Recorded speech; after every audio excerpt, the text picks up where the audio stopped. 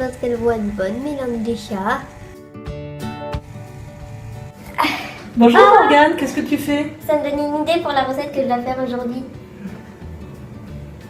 Hey, donc on se retrouve aujourd'hui pour une nouvelle vidéo. Donc comme vous aurez pu le voir dans l'intro, on va faire des langues de chat. Et aussi c'était pour vous dire que demain ou après-demain, je reçois tout plein de choses que j'avais commandées sur Amazon pour réaliser mes vidéos. Donc je vous ferai une petite vidéo comme ça de quelques minutes pour vous montrer tout ce que j'ai acheté. Et puis si vous voulez voir la vidéo, je vous laisse avec la suite. Ces langues de chat, il vous faudra de la farine, du sucre glace, des jaunes d'œufs, du beurre pommade, c'est vraiment très important, de la poudre d'amande, de la poudre de vanille ou une gousse de vanille, du chocolat noir et du chocolat blanc. C'est parti. Vous allez prendre votre beurre pommade, donc comme je vous l'ai dit, c'est très important. Ensuite, on va rajouter le sucre glace. Comme ça. Et on va mélanger petit à petit. Une fois que c'est bon, on va rajouter petit à petit le blanc d'œuf, pardon, j'allais dire une bêtise. Et voilà, une fois que c'est bon, alors je sais pas si vous voyez bien, mais il faut vraiment que ça fasse pas de grumeaux, mais c'est assez compliqué à mélanger, donc si vous avez besoin d'être demandé à un adulte. Ensuite, on va rajouter la poudre d'amande, voilà, on mélange, et ensuite on rajoutera la vanille en poudre. Donc, on mélange bien.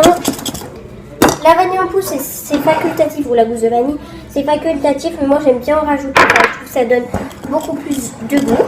Et là, on va mélanger. Vous voyez directement, je sais pas si vous voyez bien, mais moi c'est ça qui me donne plus envie de manger au final. Et ensuite, on va terminer par la farine. Donc, on va faire petit à petit pour pas qu'il n'y ait de grumeaux. Quand vous obtenez une pâte un peu compacte, un peu épaisse, vous allez la mettre dans une poche à douille et ensuite on va la pocher sur une plaque avec. À quoi ça ressemble quand c'est poché? Donc, faut utiliser une douille ronde, mais vous inquiétez pas, ça s'aplatit à la cuisson.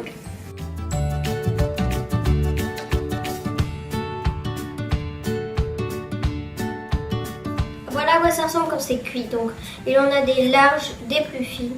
Donc, on a essayé les deux pour voir un peu ce que ça fait. On a fait en plusieurs cuissons comme c'est assez, c'est pas très long à cuire. Et là, on va prendre le chocolat noir et le chocolat blanc. Et on va les tremper dedans, les tourner. On va laisser le surplus couler. Et ensuite, on va les poser sur une feuille de papier sulfurisé dans une assiette. Et on va faire toute l'assiette.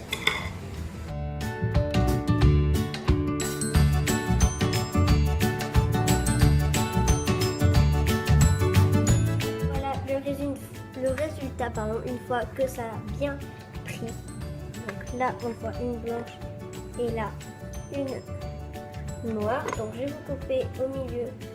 C'est moelleux au milieu et à l'extérieur, c'est plus craquant, mais franchement, c'est une tuerie. Vraiment, je vous conseille de les faire chez vous. Si vous avez aimé cette vidéo, n'hésitez pas à mettre des pouces bleus, à vous abonner, mettez des petits commentaires et puis je vous fais plein de gros bisous. Ciao!